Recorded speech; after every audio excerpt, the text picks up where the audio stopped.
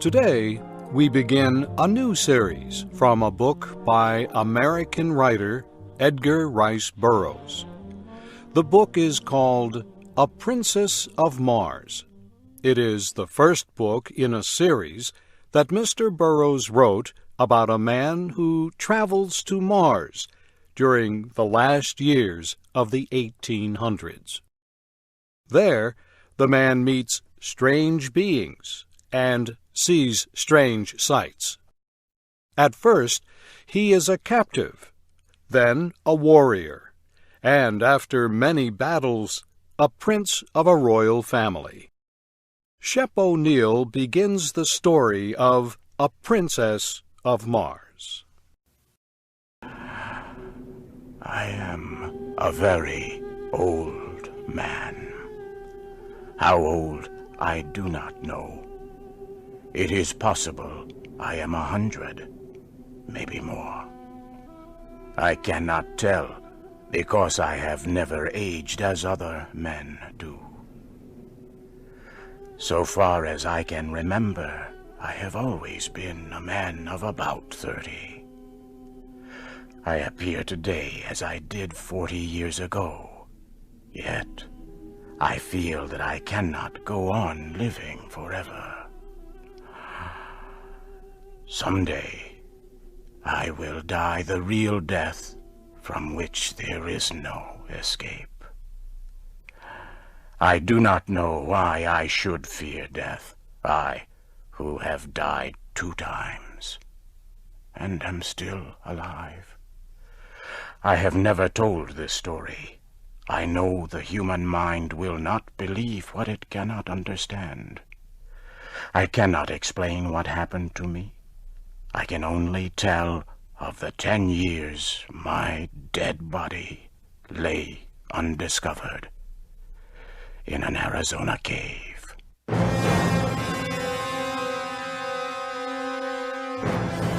My name is John Carter.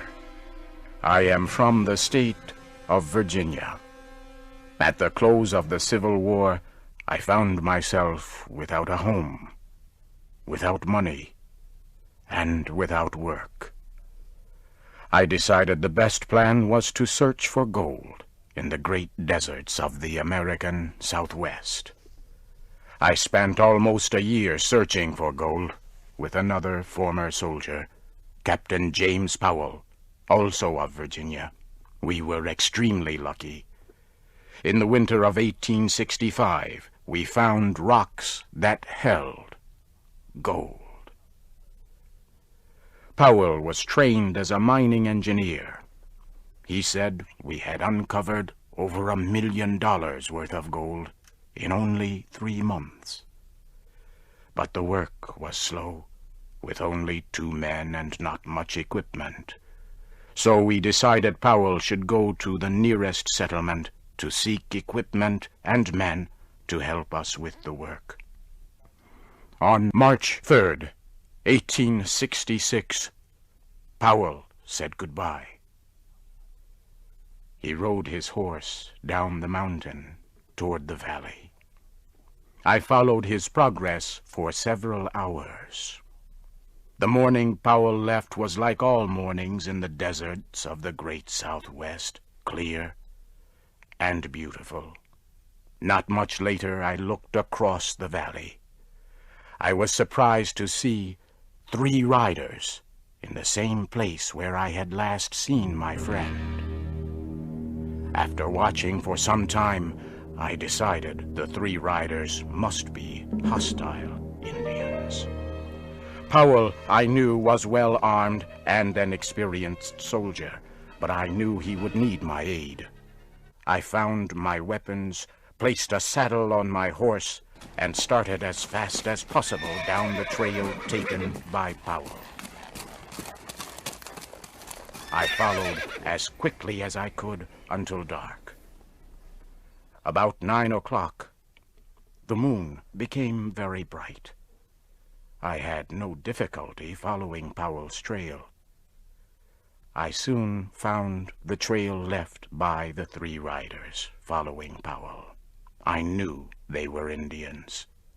I was sure They wanted to capture Powell.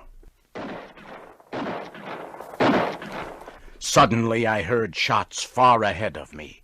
I hurried ahead as fast as I could. Soon I came to a small camp. Several hundred Apache Indians were in the center of the camp. I could see Powell on the ground. I did not even think about what to do. I just acted. I pulled out my guns and began shooting. The Apaches were surprised and fled. I forced my horse into the camp and toward Powell. I reached down and pulled him up on the horse by his belt. I urged the horse to greater speed. The Apaches, by now, realized that I was alone and quickly began to follow. We were soon in very rough country. The trail I chose began to rise sharply. It went up and up. I followed the trail for several hundred meters more until I came to the mouth of a large cave. It was almost morning now. I got off my horse and laid Powell on the ground. I tried to give him water, but it was no use. Powell was dead. I laid his body down and continued to the cave. I began to explore the cave. I was looking for a safe place to defend myself, or perhaps for a way out, but I became very sleepy. It was a pleasant feeling. My body became extremely heavy. I had trouble moving. Soon I had to lay down against the side of the cave. For some reason, I could not move my arms or legs. I lay facing the opening of the cave. I could see part of the trail that had led me here.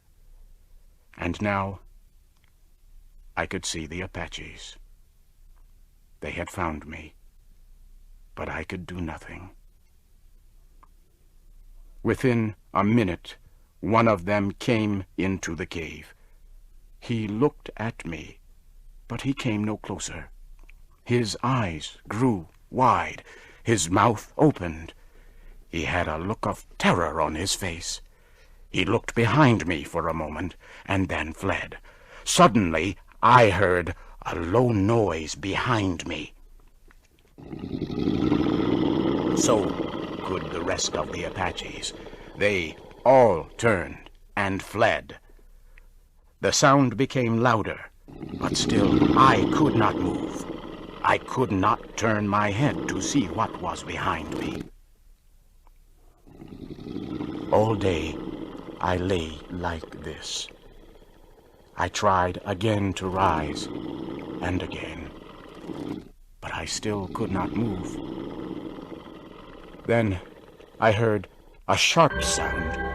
It was like a steel wire breaking. I quickly stood up. My back was against the cave wall. I looked down.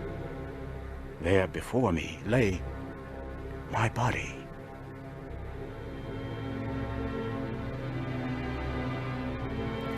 For a few moments, I stood looking at my body. I could not bring myself to touch it. I was very frightened. The sounds of the cave and the sight of my body forced me away.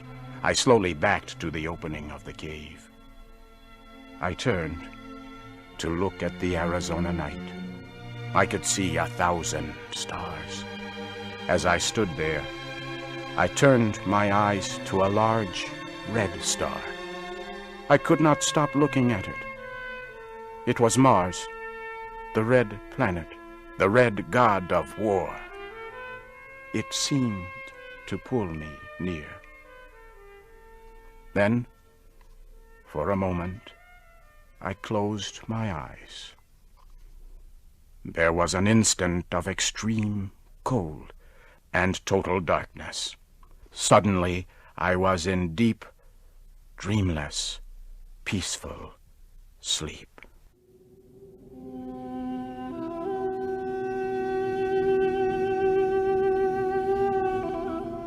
I opened my eyes upon a very strange land.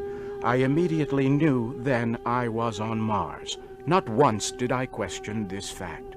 My mind told me I was on Mars, as your mind tells you that you are upon Earth. You do not question the fact. Nor did I.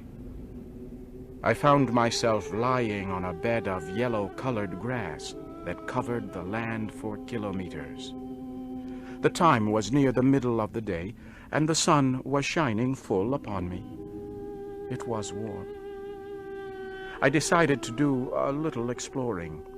Springing to my feet, I received my first Martian surprise. The effort to stand carried me into the Martian air to the height of about 1 meter. I landed softly upon the ground, however, without incident. I found that I must learn to walk all over again. My muscles were used to the gravity of Earth. Mars has less gravity. My attempts to walk resulted in jumps and hops, which took me into the air. I once landed on my face. I soon learned that it took much less effort for me to move on Mars than it did on Earth. Near me was a small, low wall. Carefully, I made my way to the wall and looked over. It was filled with eggs, some already broken open. Small, green creatures were in them. They looked at me with huge red eyes. As I watched the fierce-looking creatures, I failed to hear 20 full-grown Martians coming from behind me. They had come without warning. As I turned, I saw them. One was coming at me with a huge spear, with its sharp tip pointed at my heart.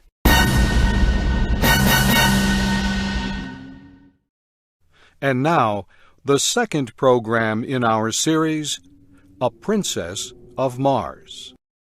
The creature with the spear was huge. There were many other similar creatures. They had ridden behind me on the backs of large animals.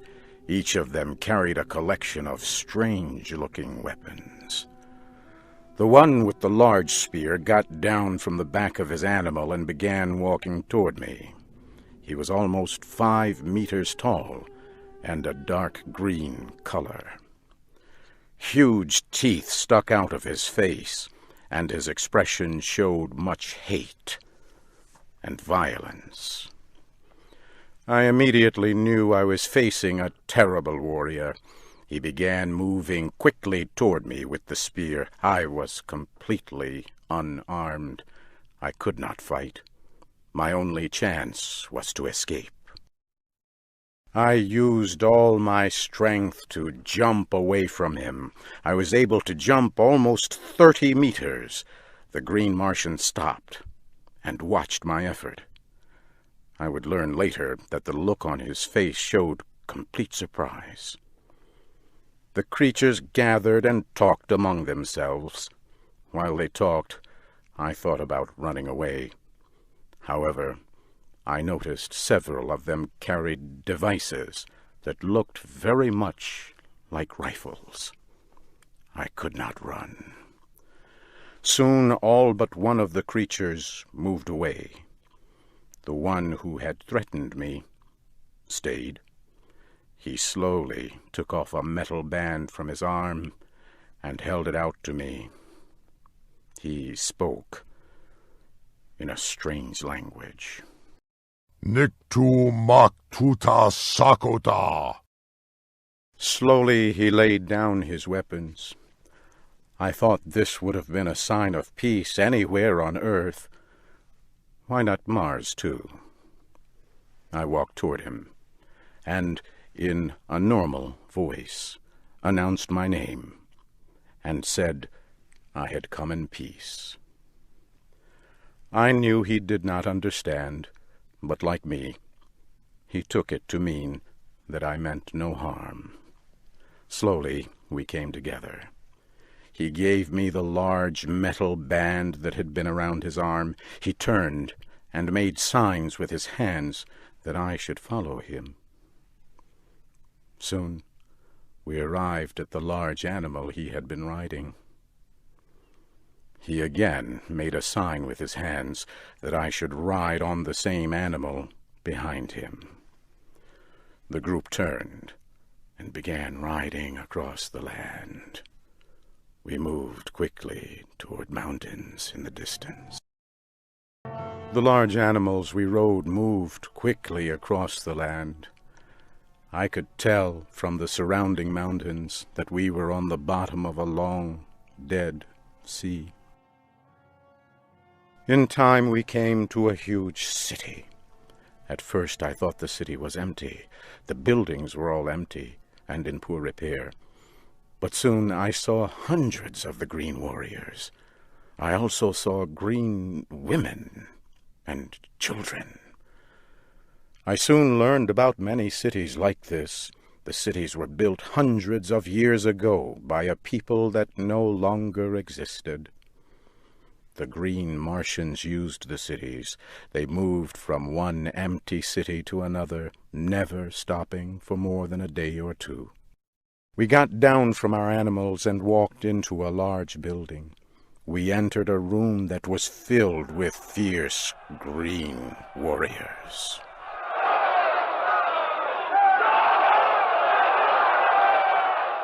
It was not difficult to tell that these were the leaders of the green Martians. One of them took hold of my arm. He shook me and lifted me off the ground. He laughed when he did so. I was to learn that green Martians only laugh at the pain or suffering of others. This huge warrior threw me to the ground and then took hold of my arm again to pick me up. I did the only thing I could do. I hit him with my closed fist as hard as I could. The green warrior fell to the floor and did not move. The others in the room grew silent.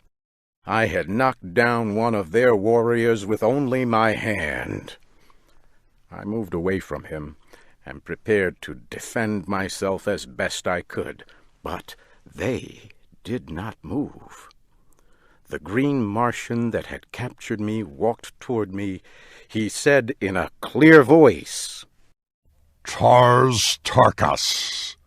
Tars Tarkas.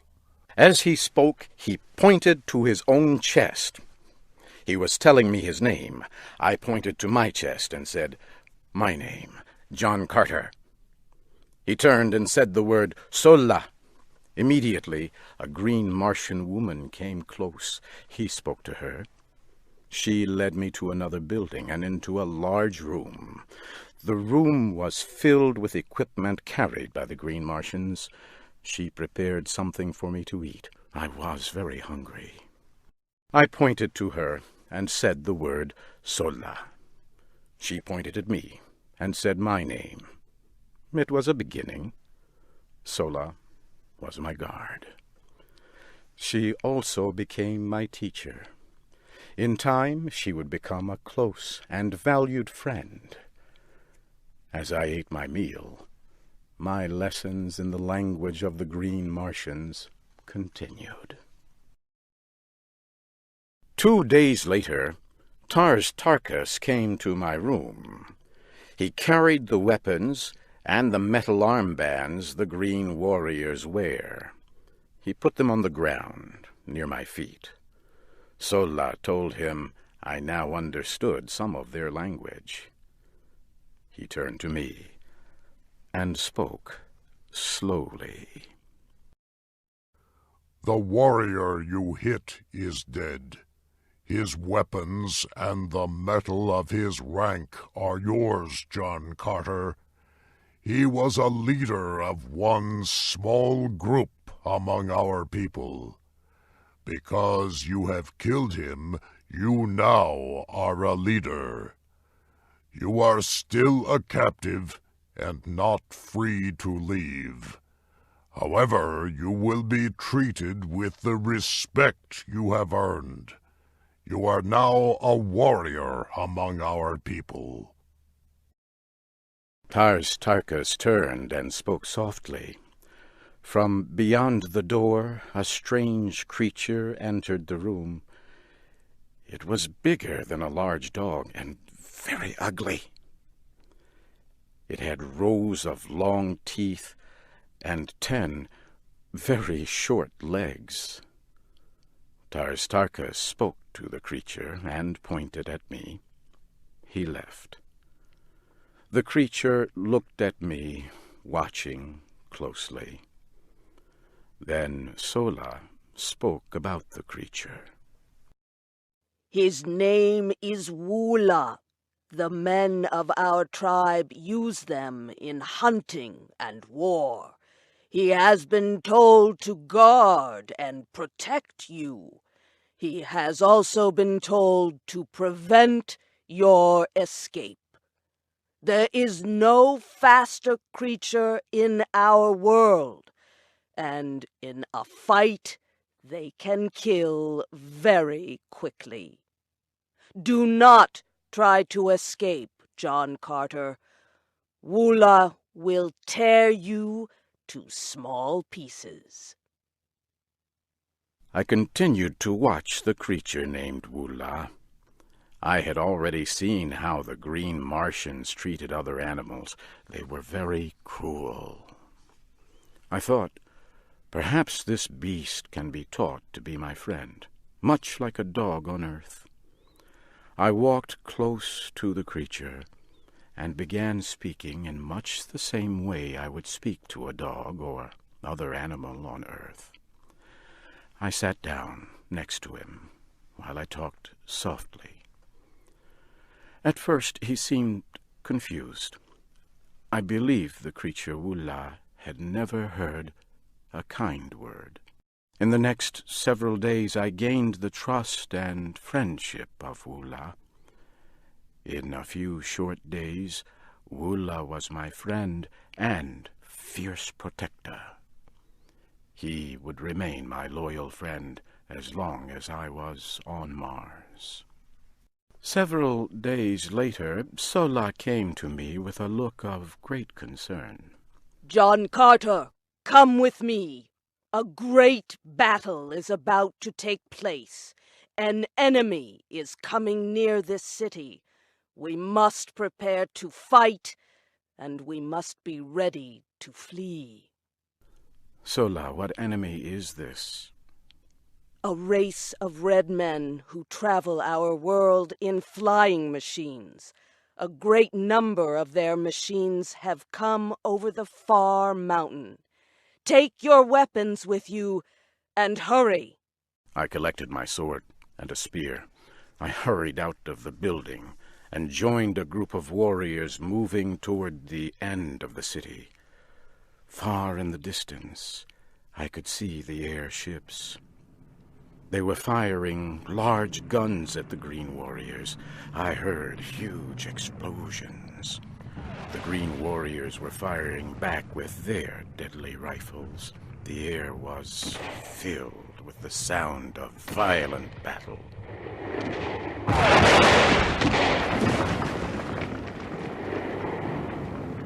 Suddenly, a huge airship exploded. It came down crashing near me. Red Martians were falling from the side of the huge ship, and then it exploded again.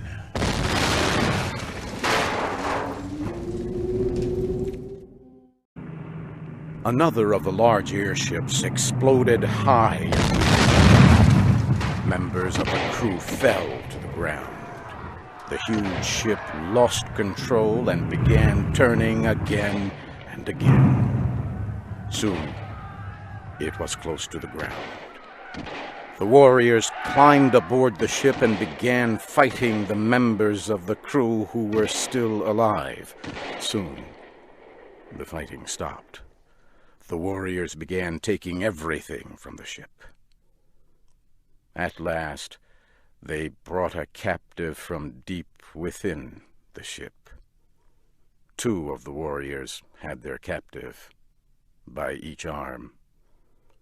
I wanted to see what new and strange form of life this creature would be. As they came near, I saw that it was a woman. She looked like a woman from Earth. She was young. Her skin was a light red, almost a copper color. I saw at once that she was extremely beautiful. She had a fine face, with large dark eyes and long black hair. As her guards led her away, she saw me for a moment. She seemed very surprised.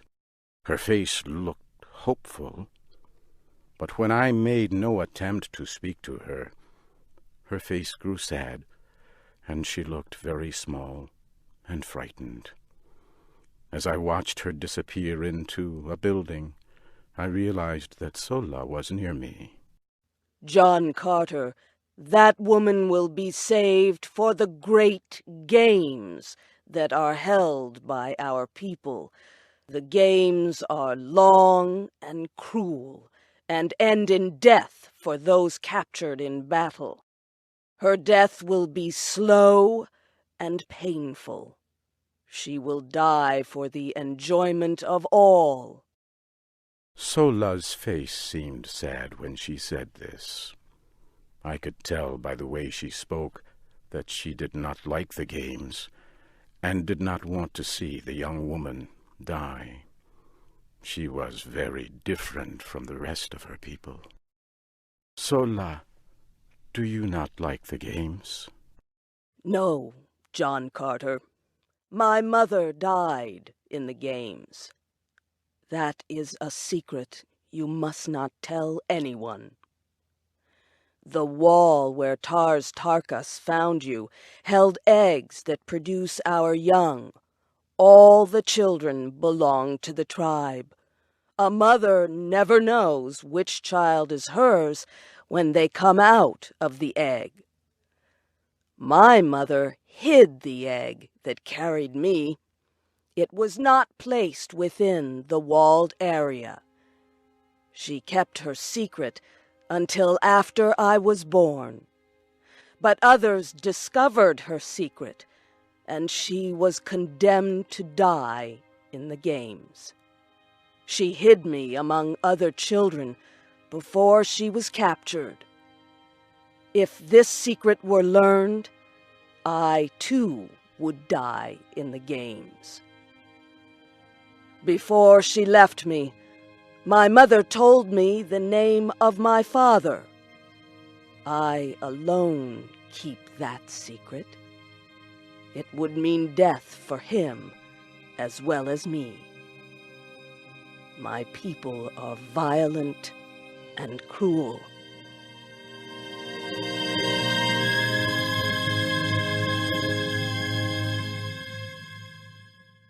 The next day I entered the great room where the Green Martians held meetings. The Red Woman prisoner was there too. Soon, the leader of the Green Martians came into the room. His name was Lorquas Tomel. He began speaking to the prisoner. Who are you? And what is your name? I am the Princess Deja Thoris, daughter of Mors Kajak, the ruler of Helium. Our airship was on a scientific flight. We were to study the air and atmosphere. Without our work, the air on our planet would grow thin and we would all die. Why would you attack us? As she talked, a warrior ran to her and hit her in the face, knocking her to the ground. He placed a foot on her small body and began laughing. I reached for the small sword I carried and rushed to attack the huge warrior. He was a strong opponent, But again, because of the low gravity on Mars, my strength was far greater than his. In a few short minutes, the Green Warrior was dead. I helped the young woman to her feet. Who are you? Why did you risk your life to help me? You look almost the same as my people, but you wear the weapons of a Green Warrior. Who or what are you? My name is John Carter. I am from the planet Earth. How I got here is a long story. I attacked that warrior because where I come from, men do not attack women. I will offer you my protection as long as I can. However, I must tell you that I, too, am a captive. Come, John Carter, and bring the Red Woman with you. Let us leave this room quickly, before some warrior attempts to stop us. The three of us quickly returned to the building where I had spent the last several days. Sola then left to prepare food. Wula sat in the corner and looked at the both of us. The young woman was afraid of poor, ugly Wula. I told her not to fear him. Wula is not only my guard, he is my friend. I have treated him with kindness that he has never known. As each day passes, he trusts me more. I now think he would follow any command I give. Sola has told me that all captives are held until they can die in the great games held by the Green Martians. Our only chance to survive is to escape, but we must have Sola's help for our plan to succeed. Yes, if we stay with the Green Warriors, we will both die. If we are to escape, we will need several of the animals to ride. It will be our only chance. I have several of the animals. They were given to me when I became a warrior. Sola came back later with food for the two of us. Deja Thoris and I asked for her help. The three of us talked long into the night. At last, Sola gave us her answer. Your best chance for escape will be in the next 2 days. We will leave this city tomorrow and begin a long trip to the home of our tribe. I will help you escape, but I must come with you. I will be killed if you escape. Sola, of course you must come with us. You are not cruel or violent, as many of your people are. Help us, and I can promise you a much better life. You will be treated with respect as an honored guest. The next morning, we rode away from the city on our animals. More than 1,000 animals were carrying the huge tribe of Green Martians. Also in the group were one American, one princess of the royal house of Helium, our guard Sola, and poor, ugly Wula. Late that night we left the camp. One animal carried me, another Sola and Princess Deja Thoris. Wula followed close behind. We rode quickly through the Martian night. I looked into the sky and saw Earth across the great distance of space. Since I had met the Princess Deja Thoris, I had not thought once of Earth or home. I knew then that I would never willingly leave her.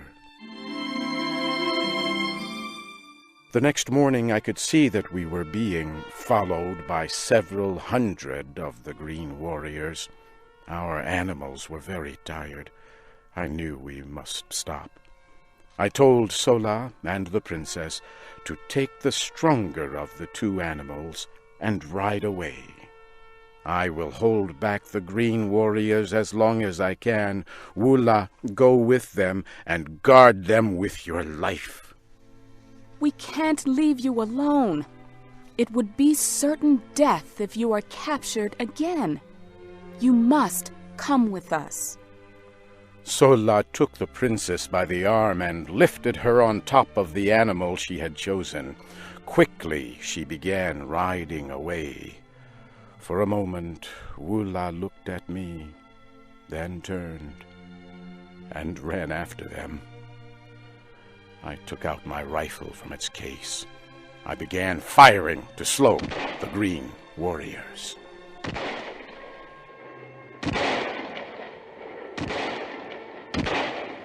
I was able to slow them for more than an hour, but then I had no more ammunition. Soon I was surrounded. A green warrior got off his animal and came toward me. He pulled out his long, thin sword. I reached for mine. As we neared each other, I saw it was Tarkas. He stopped and spoke to me very slowly. You will die here today, John Carter. It is I who must kill you. Know that I will take no pleasure in your death. The huge green warrior Tarkas came slowly toward me with his thin sword. I backed away. I did not want to fight him. I did not wish his death. He had been as kind to me as a green Martian can be. As I stood watching him, a rifle fired in the distance. Then another and another. Tarkas and his warriors were under attack from another tribe of green warriors. Within seconds, a terrible battle raged. As I watched, 3 of the attackers fell on Tarkas.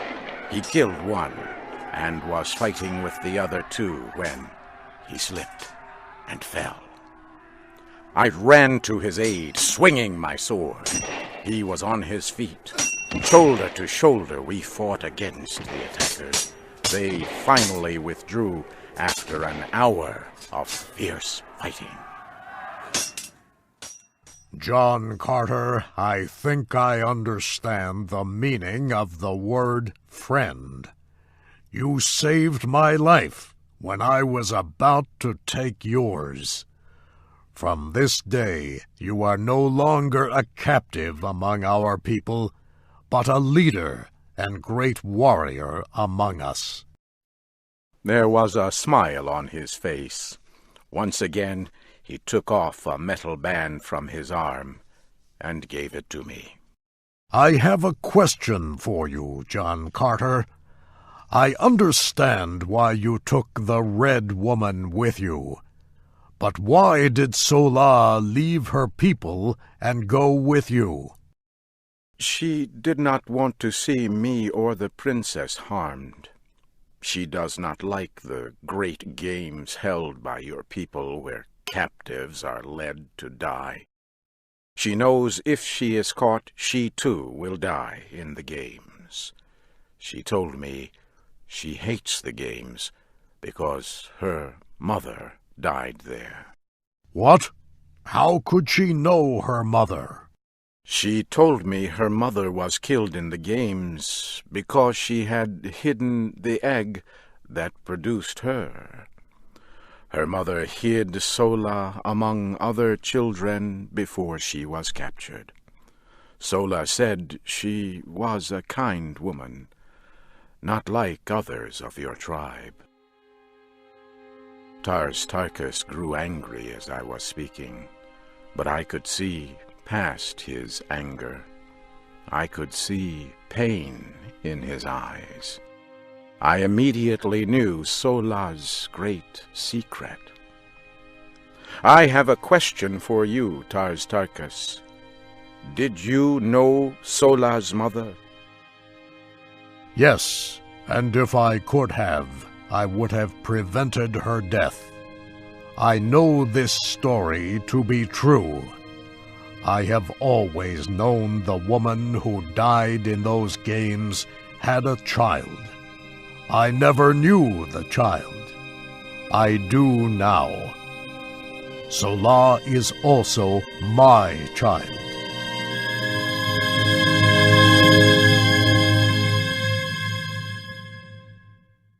For 3 days we followed the trail left by the Princess Deja Torres, Sola, and poor ugly Wula. At last we could see them in the distance. Their animal could no longer be ridden. They were talking. When we came near, Wula turned to fight us. I slowly walked to him with my hand out. Sola was standing nearby. She was armed and prepared to fight. The princess was lying next to her feet. Sola, what is wrong with the princess? She has been crying much these past few days, John Carter. We believed you died so we could escape. The thought of your death was very heavy on this woman, my friend Deja Torres. Come and tell her you are among the living. Perhaps that will stop her crying. I walked to where the Princess Deja Torres was lying on the ground. She looked at me with eyes that were red from crying. Princess, you are no longer in danger. Tars Tarkas has come with me as a friend. He and his warriors will help to see you safely home. And Sola, I would have you greet your father, Tars Tarkas, a great leader among your people. Your secret no longer means death to anyone. He already knows you are his daughter. The two of you have nothing to fear. Sola turned and looked at Tars Tarkas. She held out her hand. He took it. It was a new beginning for them. I know our world has never before seen anyone like you, John Carter. Can it be that all Earthmen are like you? I was alone, a stranger, hunted, threatened, yet you would freely give your life to save me. You come to me now with a tribe of green warriors who offer their friendship. You are no longer a captive, but wear the medal of great rank among their people. No man has ever done this. Princess, I have done many strange things in my life, many things much smarter men would not have done. And now, before my courage fails, I would ask you to be mine in marriage.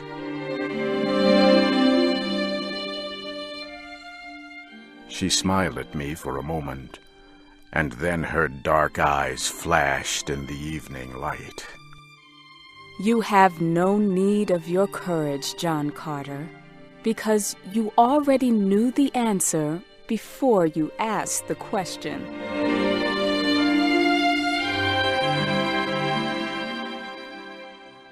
Several days later, we reached the city of Helium. At first, the red men of Helium thought we were an attacking army, but they soon saw their princess. We were greeted with great joy. Tars Tarkas and his green warriors caused the greatest excitement. This huge group of green warriors entered the city as friends and allies. I soon met Tardos Mors, the grandfather of Deja Torres. He tried several times to thank me for saving the life of the princess, but tears filled his eyes, and he could not speak.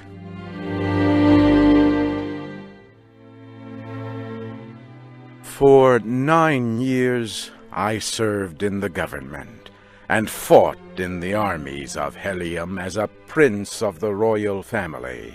It was a happy time.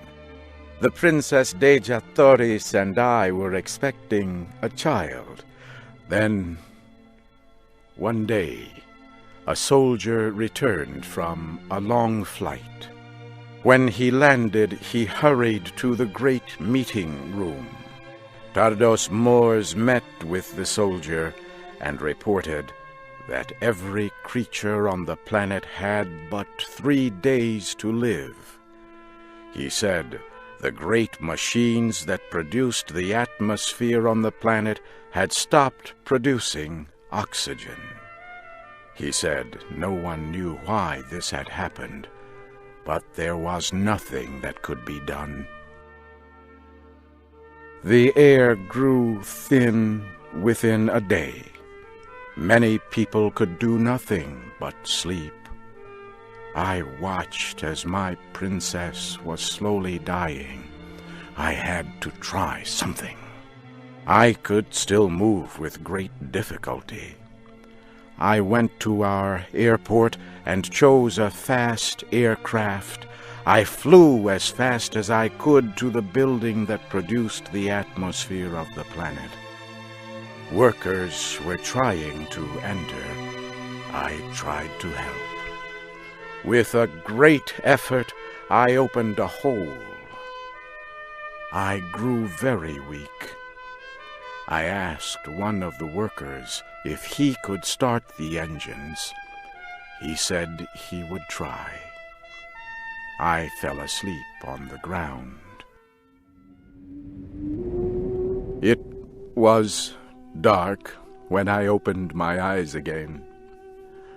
My clothing felt stiff and strange. I sat up. I could see light from an opening. I walked outside. The land looked strange to me. I looked up to the sky and saw the red planet Mars. I was once again on Earth in the desert of Arizona. I cried out with deep emotion.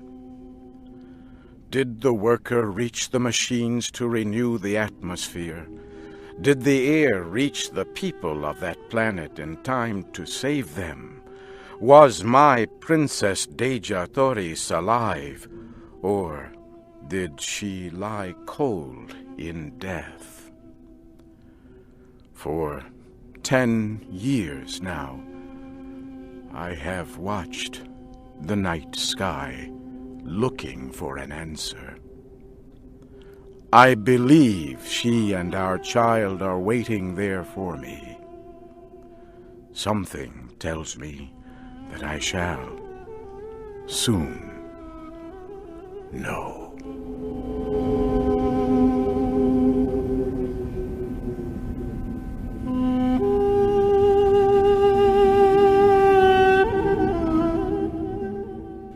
You have been listening to the special English program, American Stories. Shep O'Neill was the voice of John Carter. Steve Ember was Tars Tarkus. Barbara Klein was Sola. And Gwen Newton was Princess Deja Thoris. This story was adapted for Special English by Paul Thompson. It was produced by Paul Thompson and Mario Ritter.